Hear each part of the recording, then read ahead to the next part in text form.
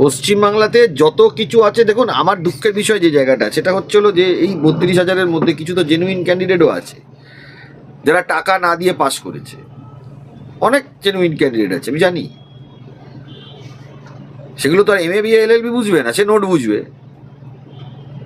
তাদের জন্য আমার দুঃখটা লাগে এই SSC মামলাতে।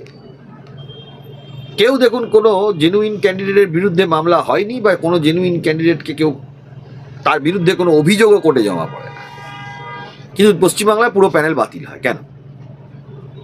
সরকার তো নিজে বলে না যে এরা জেনুইন।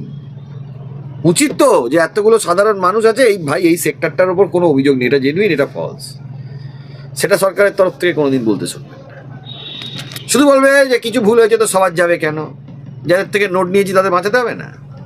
তো দেখছি তো এখন তো আর বিশেষ সময় নিতে পারছি না, আমরা তো কড়াভাবে অপোজ করছি বড় সময় নিয়ে। দেখুন, আইনজীবী কেউ একজন তিনি অন্য একটি মামলা করার সুবাদে টাইম চেয়েছেন, সেটা আমাদের প্রফেশনে হয়। আমারও তো বিভিন্ন সময় সব মামলা একই দিনে দাঁড়াতে পারে।